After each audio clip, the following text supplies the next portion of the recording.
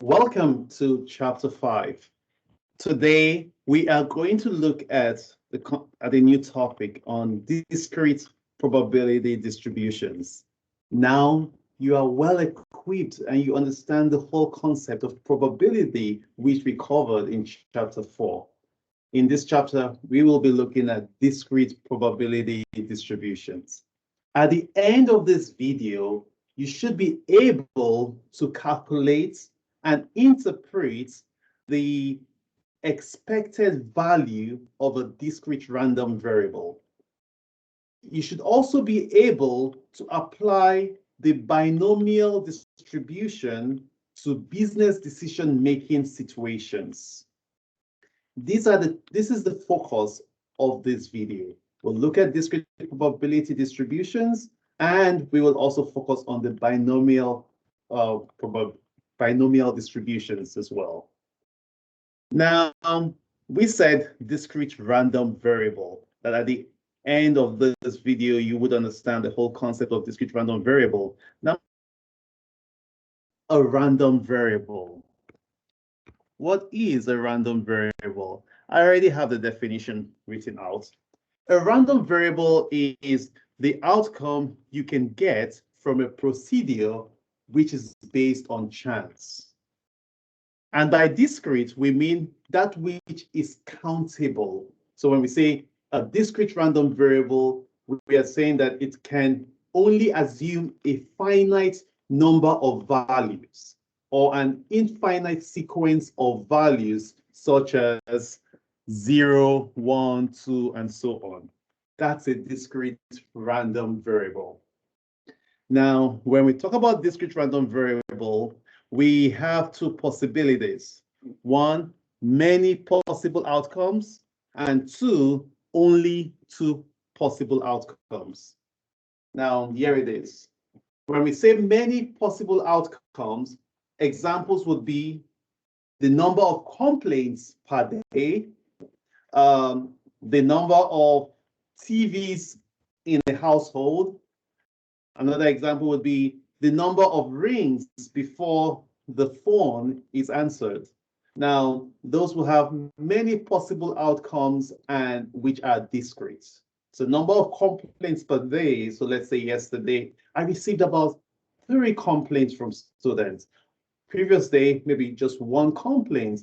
Another day, just 0 complaints. So these values are discrete, and the variable in question here is a discrete random variable. Here, there are many possible outcomes.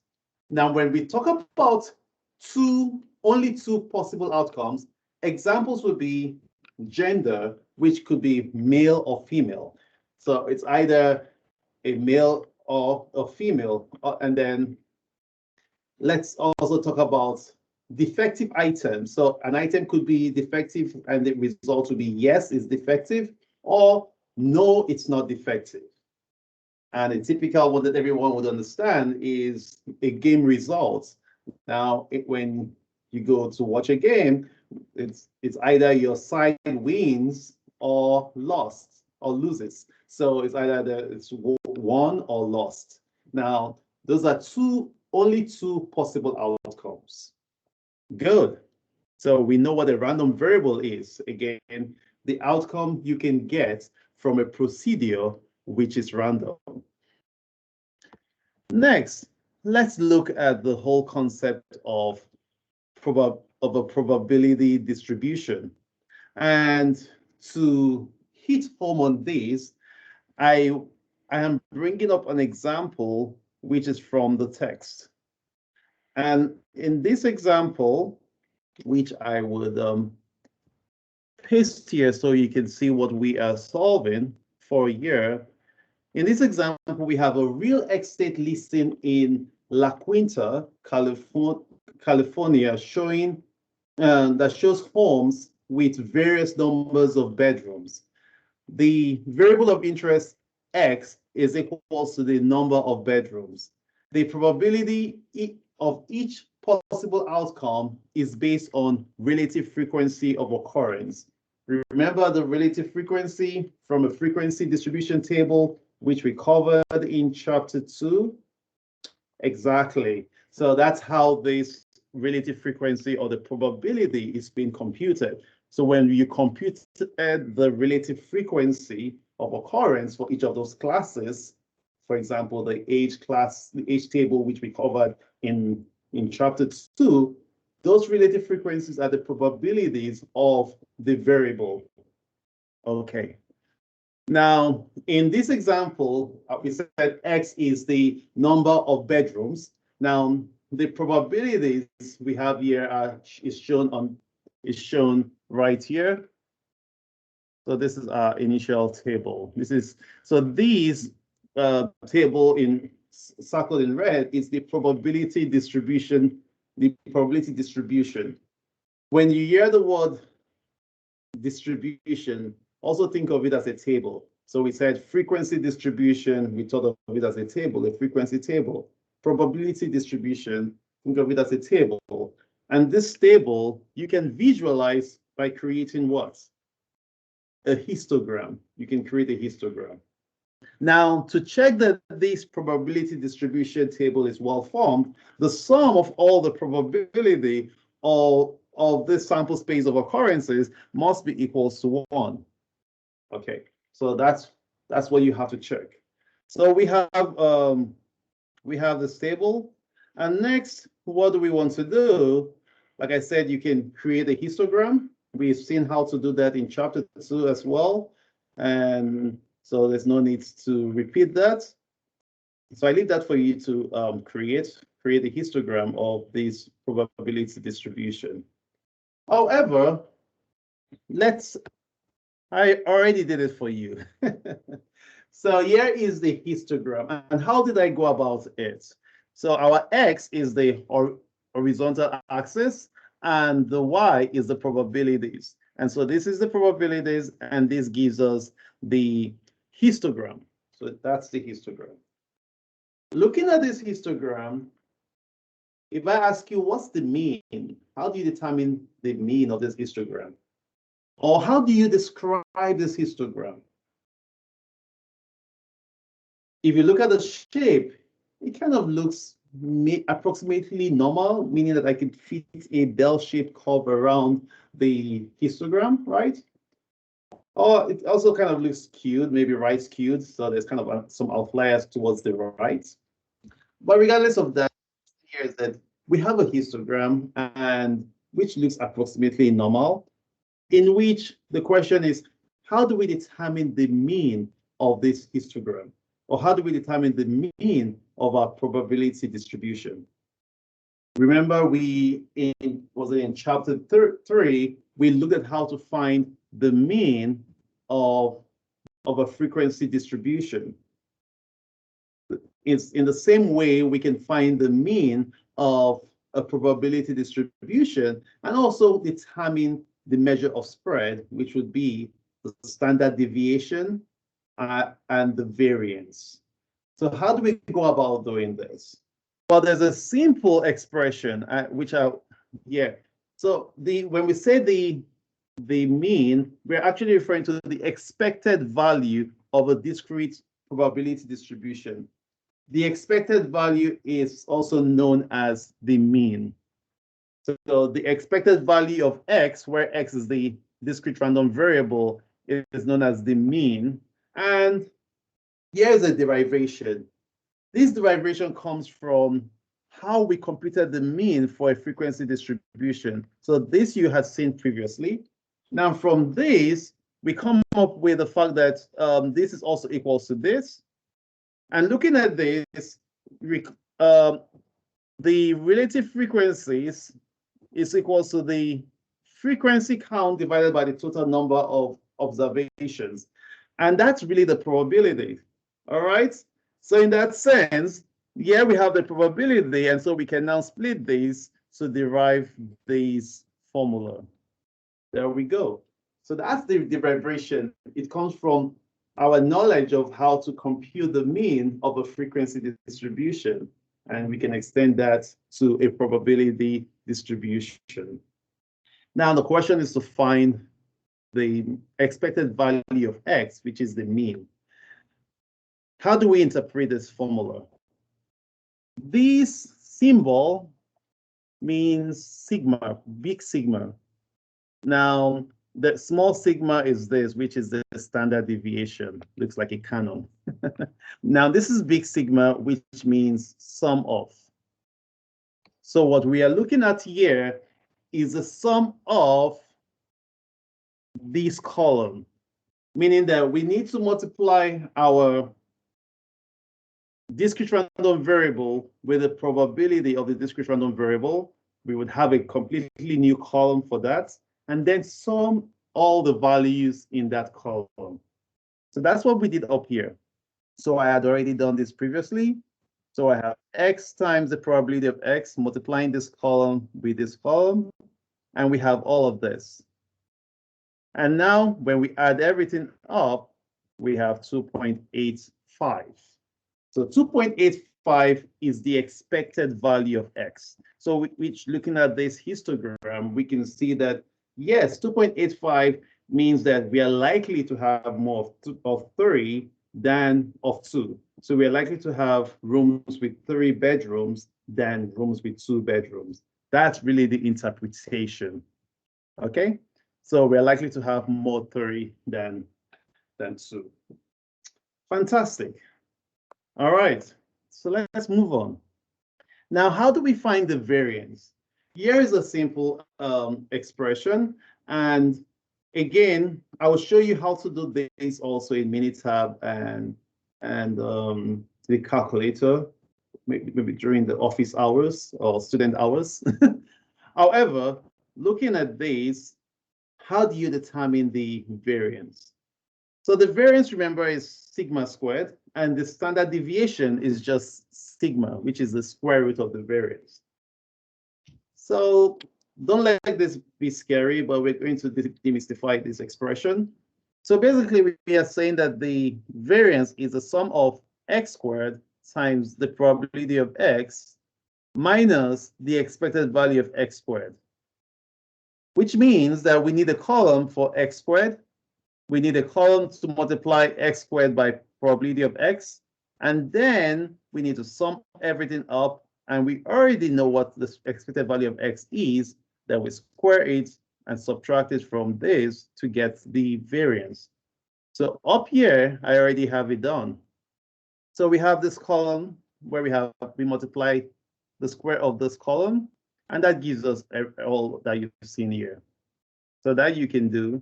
And you can use your calculator, or you can do this by hand. You don't need a calculator to find the square of all these numbers from 1 to 6. Now you have x squared multiplied by the probability of x. So you're going to multiply this column with this column. And that will give you what you have on this column. And so with these, we have x squared times the probability of x, which is what we need in this expression. That's right here. Now that we know this, we can sum it up. So we have the sum of that column. So if you pick up your calculator or you do this by hand and you add all this number up, you should get 9.55. Okay, so you get 9.55. So 9.55 is the value of this left side of this expression. And we know the expected value of x is 2.85. And when you square that, you have 8.1225. Now, when you subtract that, you have 1.4275. Now, that is the variance. Now, if you know the variance, when you find the square root of the variance, that gives you the standard deviation. So that's how to determine the mean, or the expected value of the expected value. Where did he go? So come back.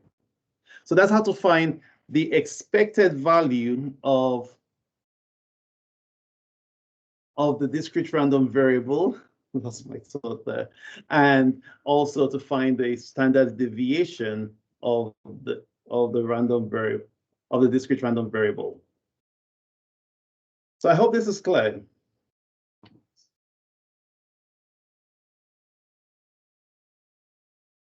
Okay. So now we know So looking out again, let's interpret this 2.85. So by 2.85, we're saying that the expected number of bedrooms is 2.85, which represents the mean of the probability distributions. Now, it means that we are likely to have more rooms with more of three bedrooms. Okay.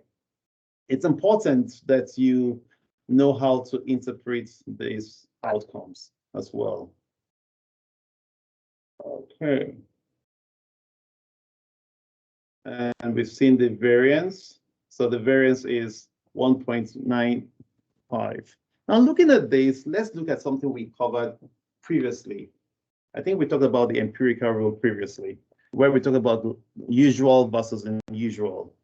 And what did we say then? We said that the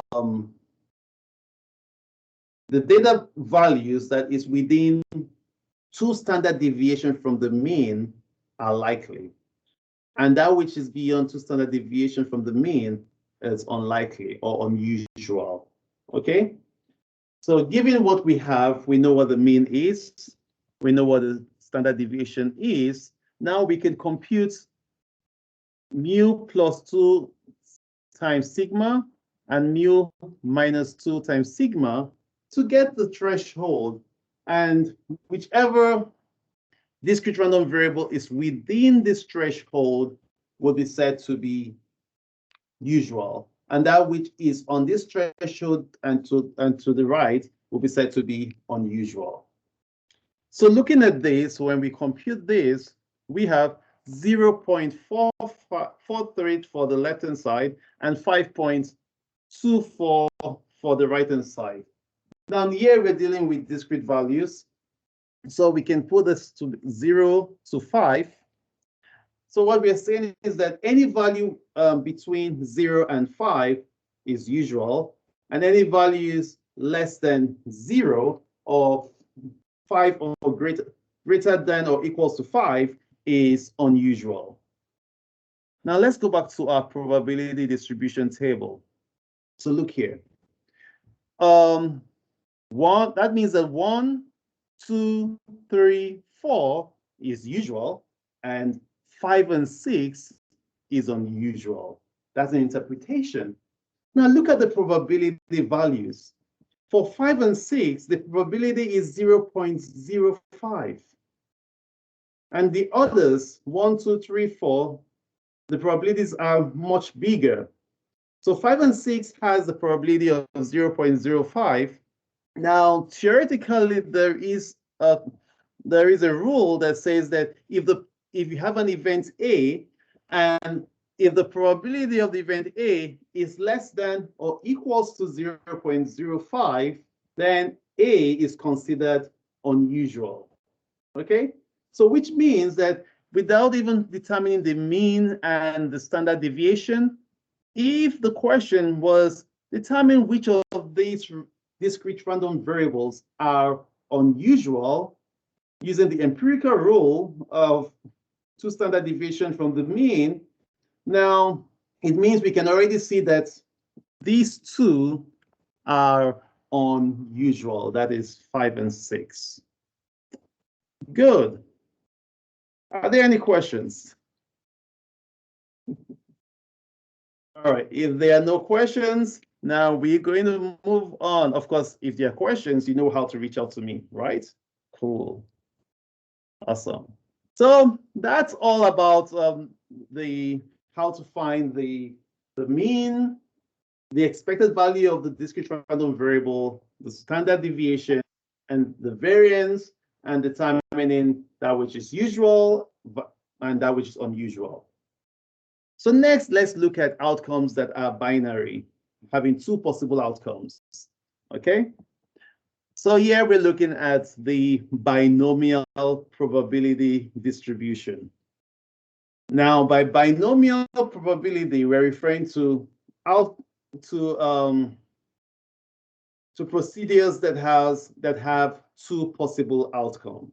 So a distribution that gives the probability of X successes in N trials in a process that meets some certain conditions. And the conditions are what I have here listed. So number one, you have a trial. A trial has two possible outcomes. Now, an example would be tossing a coin. So I can either have heads or tail, or rolling a die, in which I say success is rolling a 6 and failure is rolling nothing, that which is not a 6. So rolling a 1, 2, 3, 4, 5 is a failure, and success is rolling a 6. That's binary. So the world is binary here, 0, 1, heads, tail. Okay? So a trial has two possible outcomes. Now, we also establish a fixed number of trials, which we say is n. That's the sample size. So let's say I conducted an experiment in which I tossed my coin 100 times. Maybe if you have the time for me to do it, I can get a coin and start tossing it. By that time, I think it will be almost an hour length of video, but we want to make it easy and straight to the point. But I understand the whole concept. So I toss the coin 100 times, and I record each time I get a head, I record it down. Now, let's say after 100 fixed number of trials, I had 40 heads. Now, the question would be, what's the probability of a head? Of course, you already know that. That would be what? So you have 40 out of 100 possibilities. So that would be 40 over what? 100, right? Okay. So now if it was 50 heads, that would be 50 divided by 100. And what's that? That's half. So, and when we get to the concept of talking about the concept of large numbers, meaning that as my fixed number of trials tends towards infinity, the probability of getting a head will tend towards 0.5, which is the whole concept of the classical probability. Initially, when I'm doing this whole procedure, based on what we discussed in chapter 4, that's an observed probability. You know, we talked about different types of probability. So we have the observed, we have the classical, and we also have the subjective. Remember that. All right. Now, and of course, you need to know all of this for the exams that you just completed. All right. So now the third rule is that trials must be independent. What does it mean to be independent? It means that one trial does not have an influence on the outcome of another trial. Okay, so if I get a head this time, does not influence the fact that I'll get a head the next time. Or if I roll a 6 this time, does not influence the fact that I'll roll a 6 in the next trial. So the trials must be independent. The probability of success remains the same in all trials, which means that whatever you declare as the probability of success, that should be consistent all through all your trials. And the next one is, if we say P represents the probability of success, now what will be the probability of failure? That would be the opposite of P. And what is the opposite of P? I think it's Q, right? So you change P, and you get a Q. Magic. Now, Q is basically 1 minus P. And we call this from the whole complementary rule, which we established in chapter 4. So this means that if P represents the probability of success, then the probability of failure is 1 minus P. Awesome. And X is the number of successes that occur in N trials. Great. So we have covered quite a lot. Okay.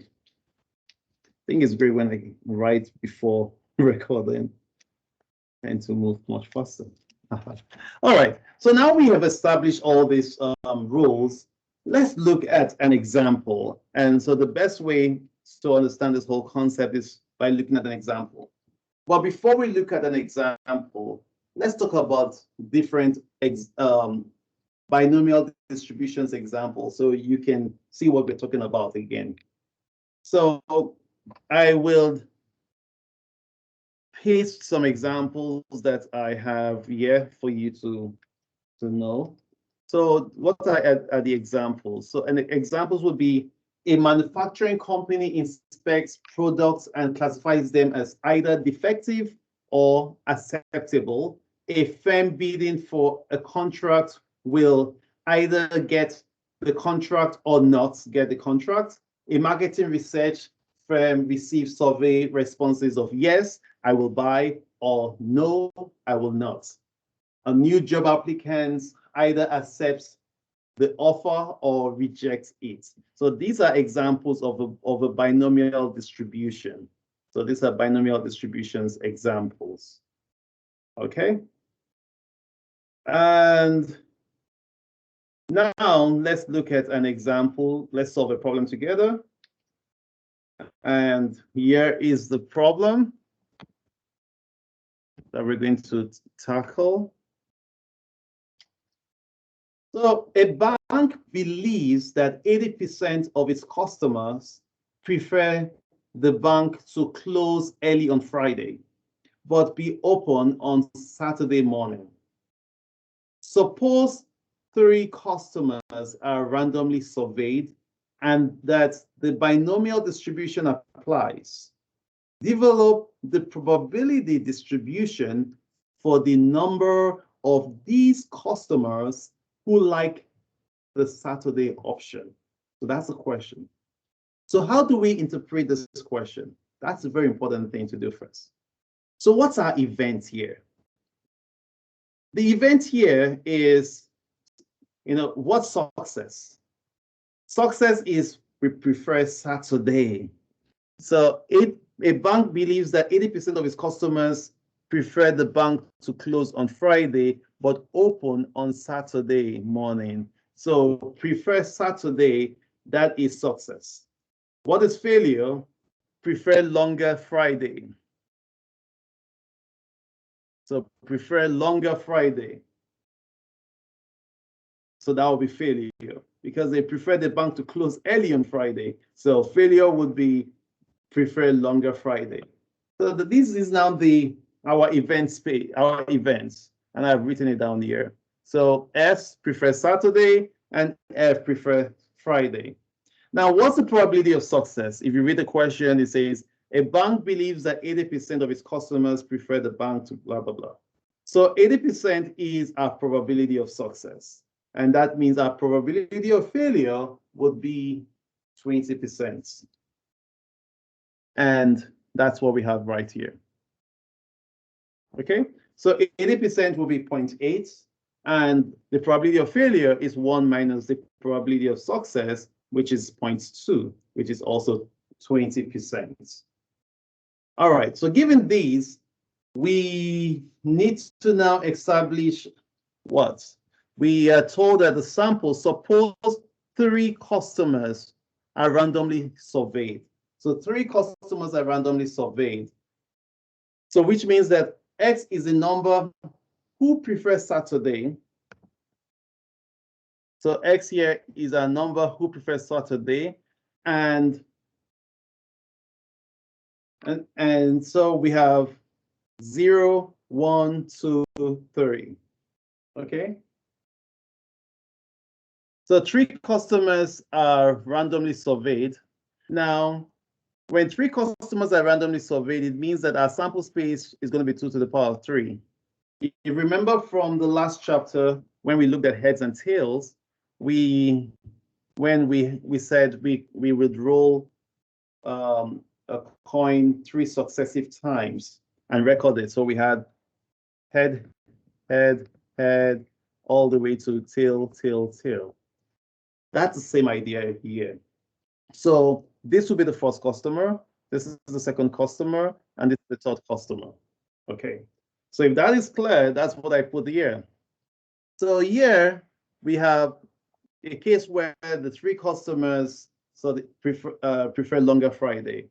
And we have the case where the first customer prefers Saturday, the second does not, the third does not, and so on and so forth. So if you count all of these, 1, 2, 3, 4, 5, 6, 7, 8, you should have, that's a sample space. So that's our sample space. Now looking at this sample space, our X value, X, which is our discrete random variable, is the number who prefers Saturday.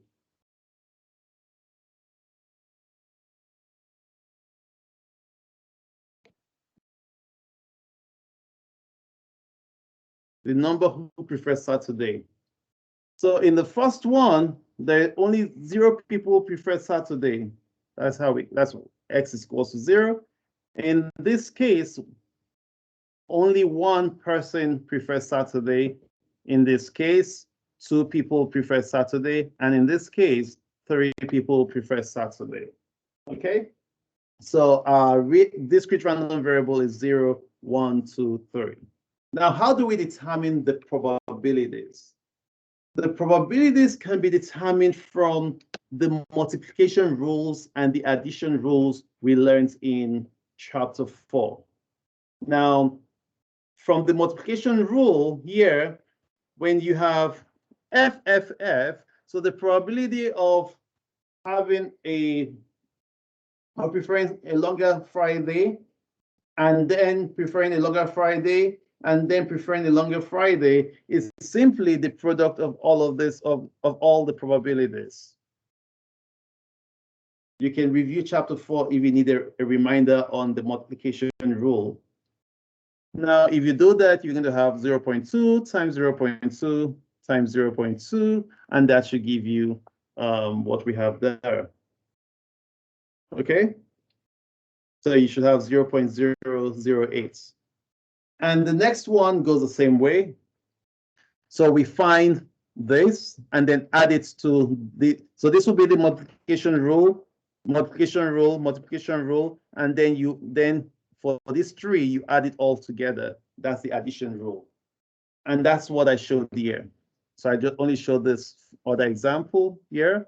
So this would be 0.8 times 0.2 times 0.2 plus 0.2 times 0.8 times 0.2 plus 0.2 times 0.2 times 0.8. And when you add everything, you would have 0.096.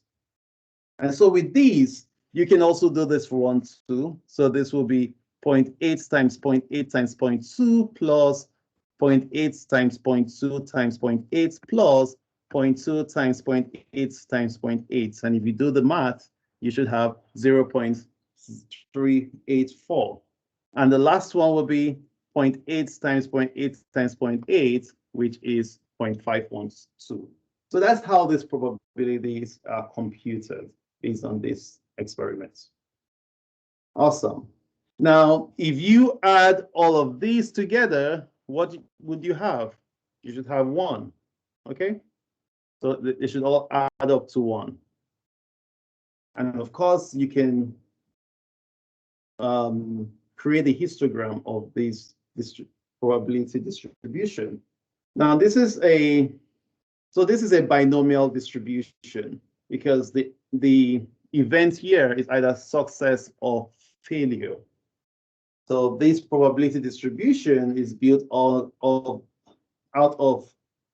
a procedure, out of a binary procedure, or a binomial procedure.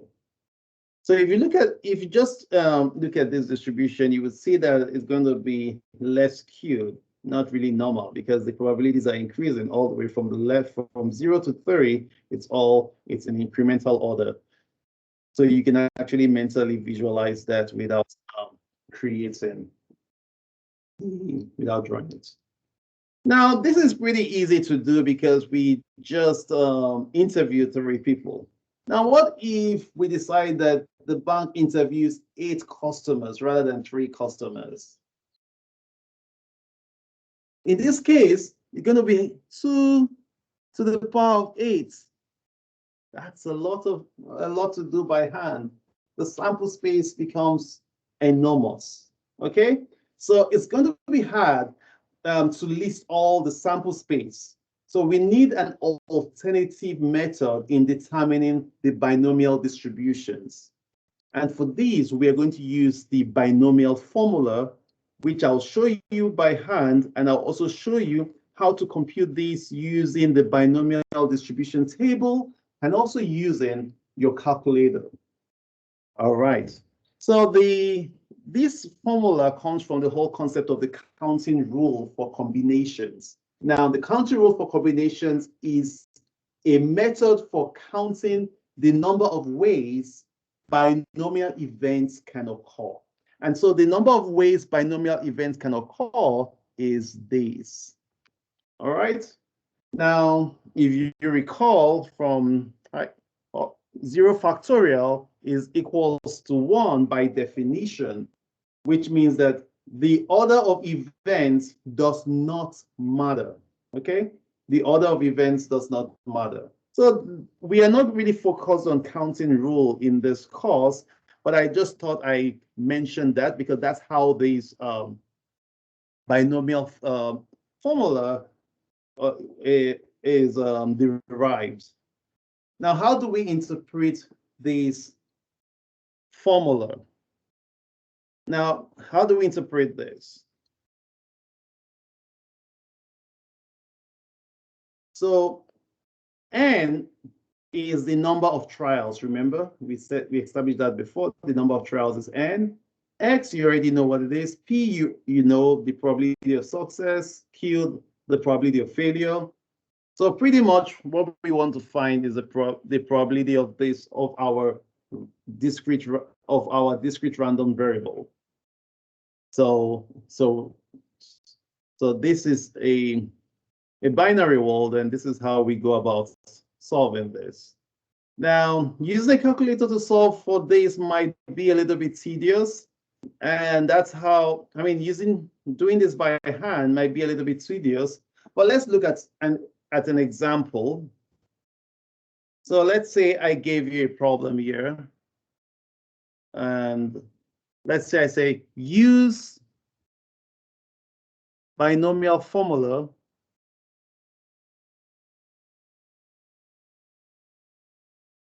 to find the probability of X is equals to 3 customers in a sample of N is equals to 8. Now, who prefer Saturday opening?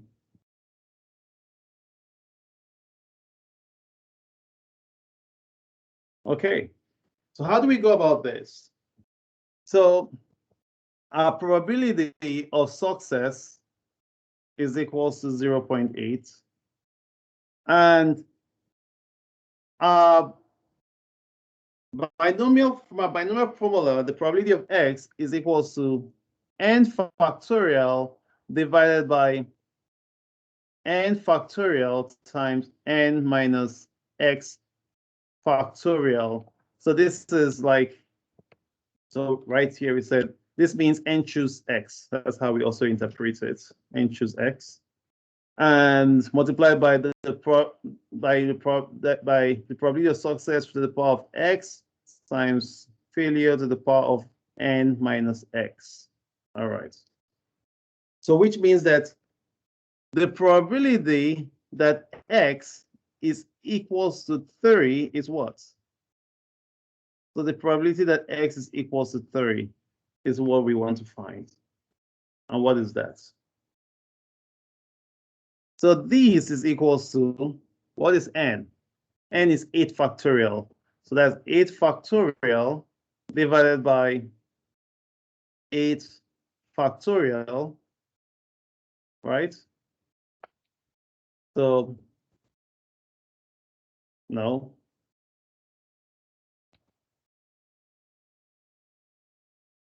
Wouldn't make any sense. X factorial. Awesome. Otherwise, 8 factorial and 8 factorial will cancel each other. Okay, so that's the correction.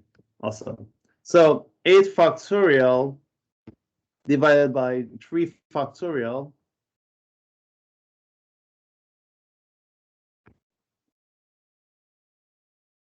multiplied by 8 minus, so 8 minus 3 factorial times 0.8 to the power of x is what?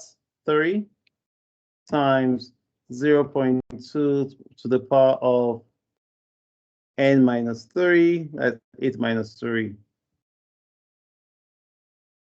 So this is equals to 8 factorial divided by 8 minus 3 is 5 factorial times 3 factorial times 0.8 to the power of 3 times 0.2 to the power of 5.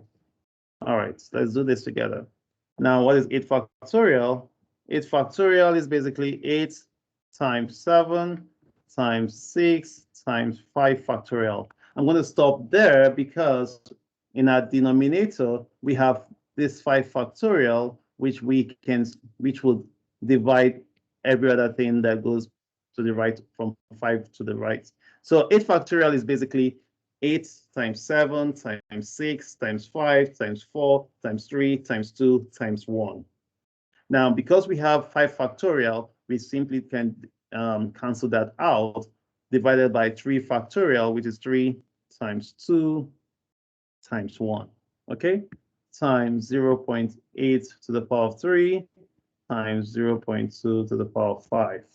Now, with these, the 2 times 3 is 6, and we have 6 here, so that cancels out.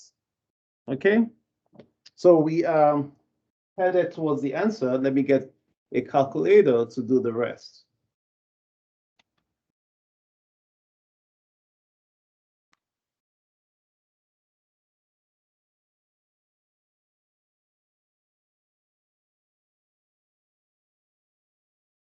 So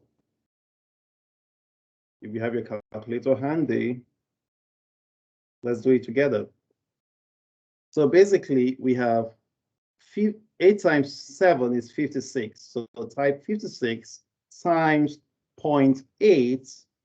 And with your calculator, you can find raised to the power of 30. Okay. So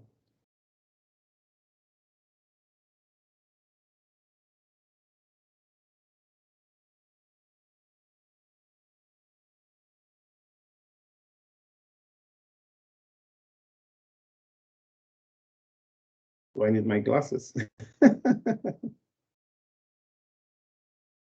Okay, I found it.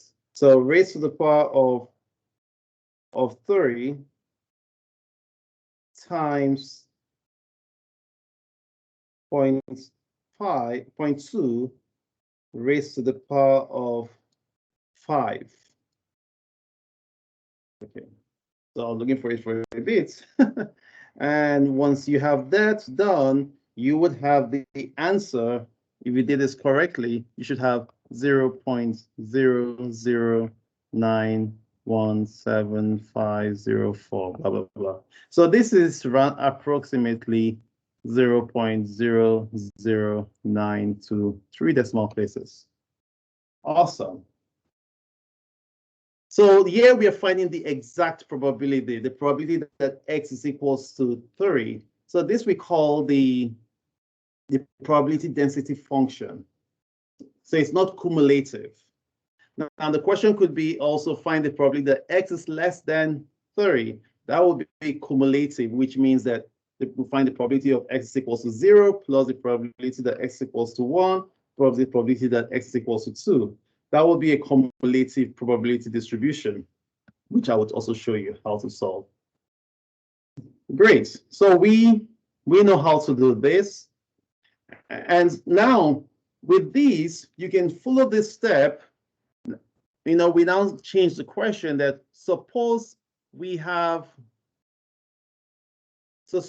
interview 8 customers. So our n is now equals to 8. So rather than having all the way to 30, now we're having all the way to 8. And we'll have a new table in which we have x is now equals to 0, 1, 2, 3, 4, 5, 6, 7, 8. Okay? And then we compute the probability of x. So what we just did was the probability that x equals to 3, and we got 0.009 to 3 decimal places. So I'm giving this for you as your own personal task to now complete this whole table with the probabilities. Doing first by hand, as I showed you up here, or better still, doing it the easy way. Now, what's the easy way? Using a calculator, of course. And I'm going to show you, we're dealing with distributions. So now let me minimize this. Let me bring up my calculator. Whoa, there you are. So I believe now you can see my TI-84 calculator. And I'm going to just do everything right here so you can see it. So first thing to do is turn on your calculator. So now you can see the blinking cursor. And the next thing we do is go to distribution because we're dealing with distributions. So second function var. And we're going to scroll all the way to binomial.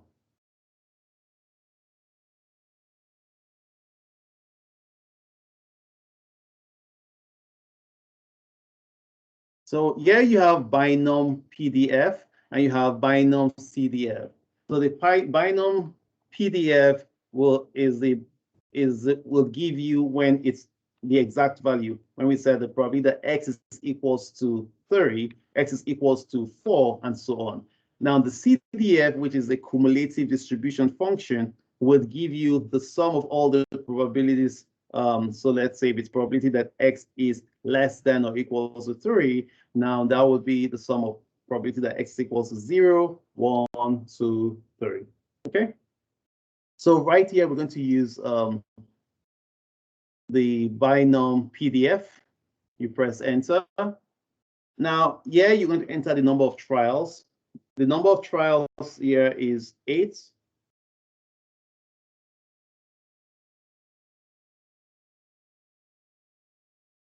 Okay. And press enter, or let me just use my cursor instead of typing. So enter. What's the probability of success? The probability of success is 0.8.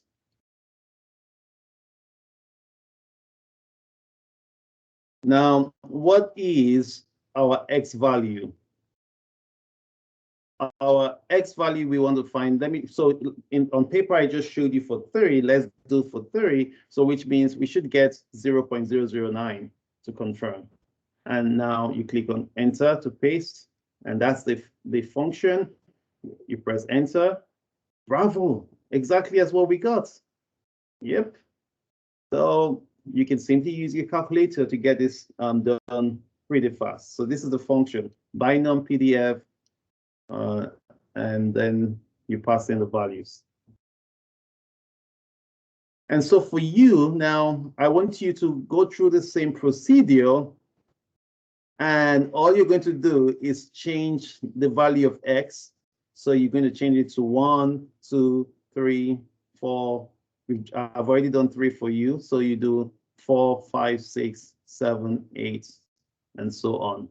So you press enter. You already have this. So simply just come all the way down here and change. So let's do the last one, 8. So type in 8 for x and then press enter. And you press enter. And we have 0.66787. So to 3 decimal places, that will be 0.168. Great. So let's bring back our board. So what we just did here is for this, we have 0.168. Pretty straightforward. That's how to use a calculator. I will also show you how to use Minitab to solve for this as well. Let's spin up Minitab.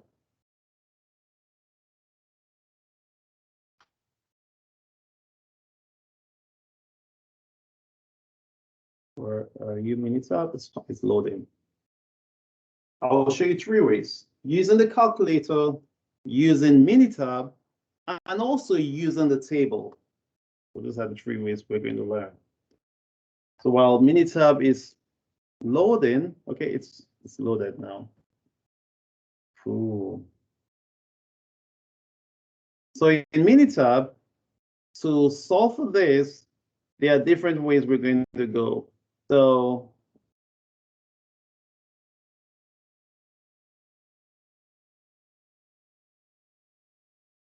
now one easy way which I enjoy is the one that shows me some visuals, and you see the distribution itself. So it's much interactive. So you click on graph, and then you click on probability distribution plots. And click on view probability, and click OK.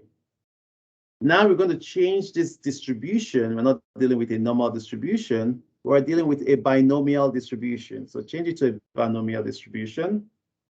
And now in here, you're going to enter the number of trials. What's the number of trials in this question? 8.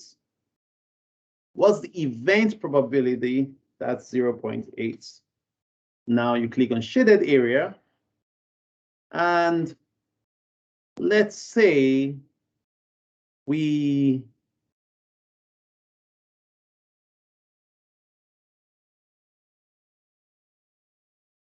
want to find an exact value.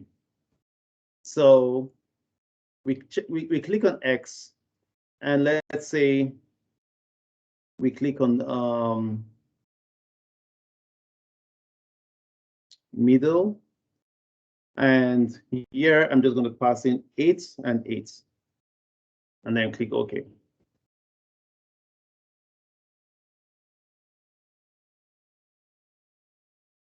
So what this does here, it simply just highlights. So I wanted to just find for 8, but what we got is exactly what we expected, which is 0.168, 0.1678, 0.168 was what we got.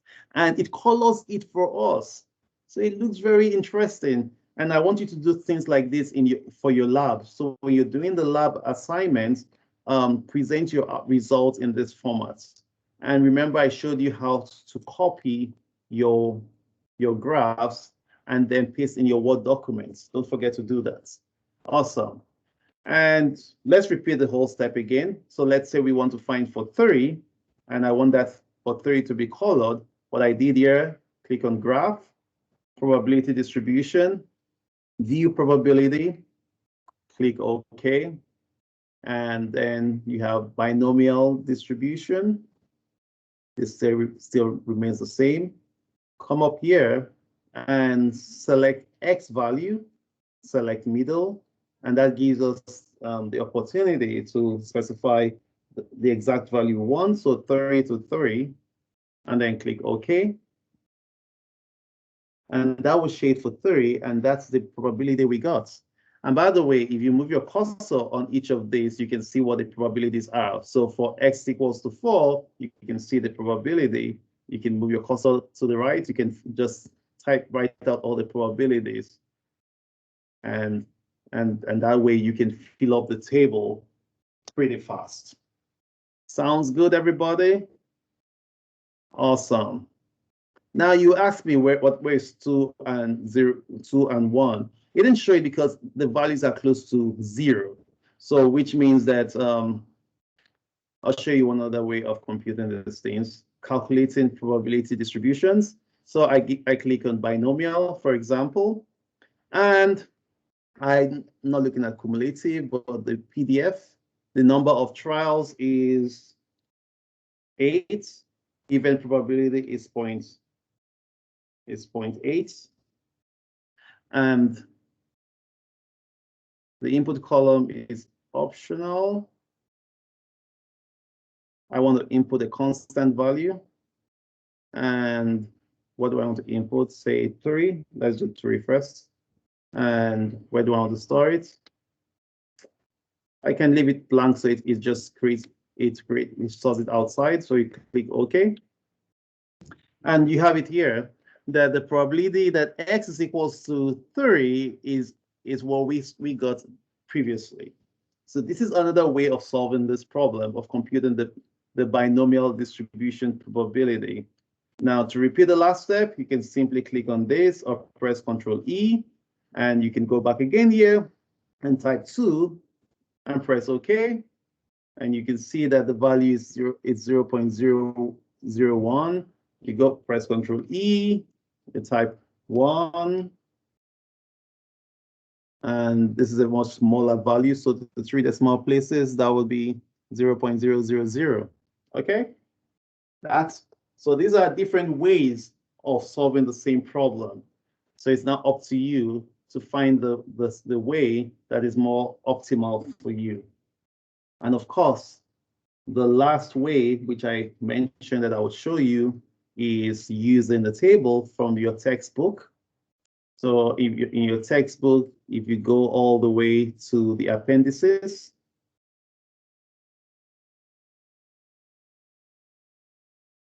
you would find the cumulative binomial distribution table. Now in this, so looking at this, you can see this is the expression which I showed you. And so with this, we can find the cumulative probabilities by interpreting this table. Now, I think it's for the level of this class, since you're all learning how to use Minitab, I believe that you would find using Minitab much more visually appealing and interesting and easy to use and less confusing. So I will stick with using Minitab moving forward and also using the calculator than the table. But I just want you to know that you can also use a table to get the same results. Awesome. So with these, let me bring back our board and let's see what's next. So with these, we have established the fact that we can, I've shown you how to find all of that. Now, given our binomial distribution, how do you determine the mean and standard deviation of a binomial distribution? So this is the last segment of this chapter. So how to find the mean and standard deviation for binomial distribution. And by the way, let me bring Minitab again. So looking at this distribution, we can find the question is, what's the mean of this distribution? What's the variance of this distribution? This is the distribution. So that's what we want to find. How do we determine the mean and the spread, the standard deviation of this distribution? That's what we want to find here. Okay. Then so the mean, so since we are considering all of the trials and not samples, we use mu. So we're considering all the trials. So that's the population. So we use mu to find which is the mean. This is also, as I said, is equals to the expected value of x, which is the discrete random variable. So we use mu. So the number of successes you expect to occur from your procedure. Now, the formula is pretty straightforward. This is simply equals to n times p. N times p. So this is the expected number of successes. That's how you get. So the expected number of successes. So n times p. And the standard deviation of the discrete random variable x is also pretty straightforward. It is the square root of n times p times q. So if this is the standard deviation, if I ask you for the variance, which is sigma squared, that will simply be n times p times q. So the variance gives you pretty much the spread of your data, remember? So this is variance. It gives you pretty much the spread of your data. And to end this video, let's look at an example to find the mean and standard deviation. And I think we can use the simpler example which we established above, not the x equals to 8, but for 3. So looking at this initial example, the question here is, how do we determine the mean and the spread of this distribution? Okay. So we know that the mean is what? N times P. So in this example, mu will be equals to what? The expected value of x, which is what? N times P. And what is N? N is equals to 3. And what is P? P is equals to 0.8. Now, when you multiply that together, what do you have? What's 3 times 8?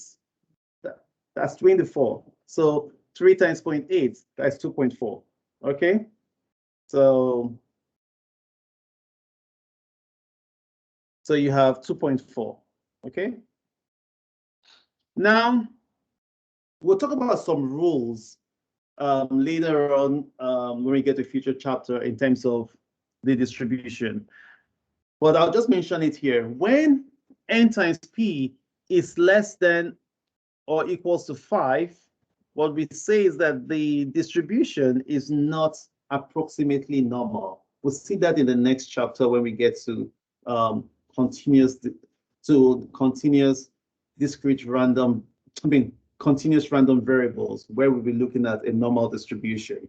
So with this distribution is definitely not normal, and we saw that it's not normal, it's skewed, and that's because this expected value of success is less than or equals to 5. It's less than 5. So in this case, if we want a normal distribution, we should use the other case where n is equals to 8. Increase the number of trials. And when n is equals to 8, now our mu will be equals to 8 times 0.8, and that is 6.4, sorry, 6.4. And this way, this is greater than 5, so our distribution is approximately normal. It's not normal, but approximately normal. And this is my segue into the next chapter. Because when it's approximately normal, we can use the normal assumptions in computing the probability of our, in this case, in the next chapter, our continuous random variable. Okay? All right. So this is the mean. So let's stick with the second example. Now, what is the variance? The standard deviation. That is the square root of n times p times q, which is simply the square root of n is 8, p is 0.8, and q is 0.2. Now, if you take your calculator and multiply this, so practice how to use your calculator. 8 times 0.8, we know it's 6.4, times 0.2, you know it's 1.28. So that 1.28 is the variance. Now the square root of that, so we find the square root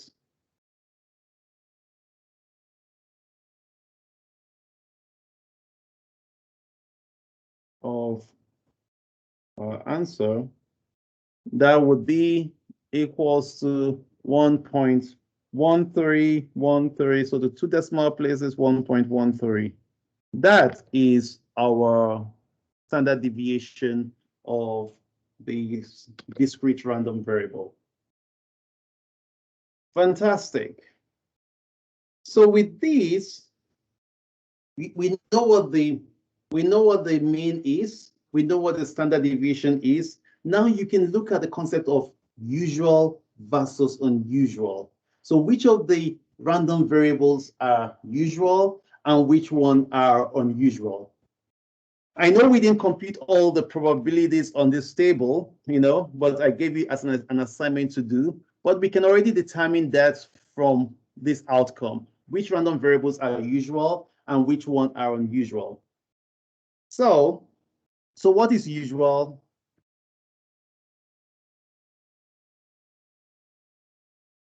Stroke unusual.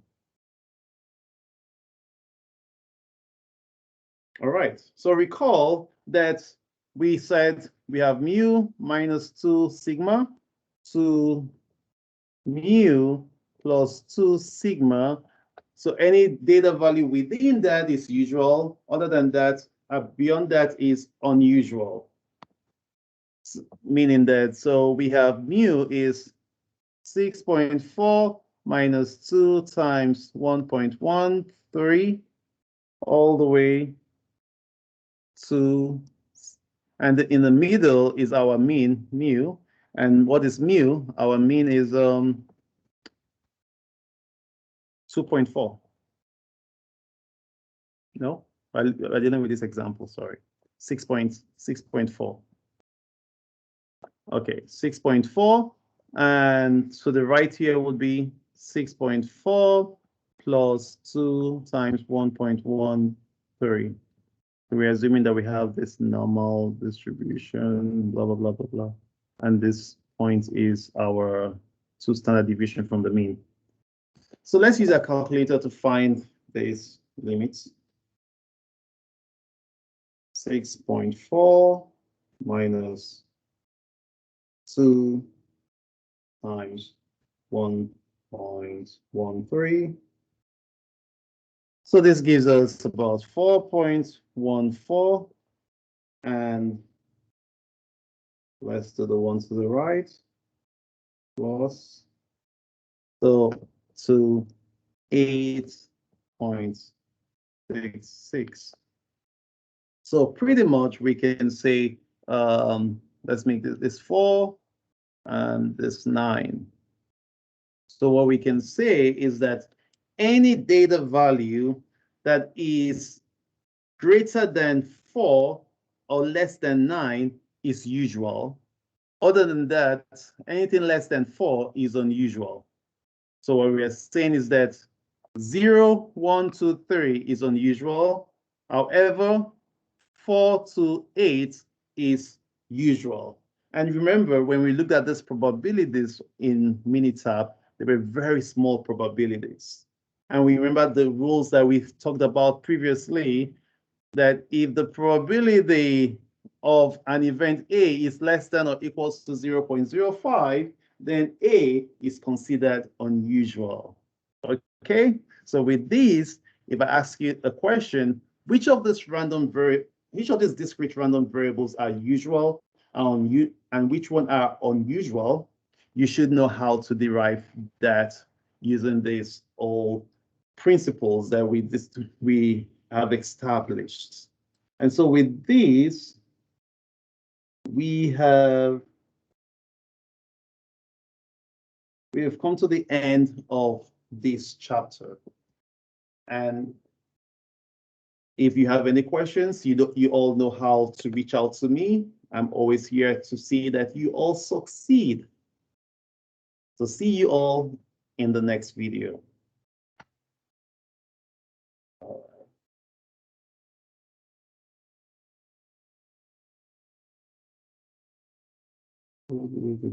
Stop recording.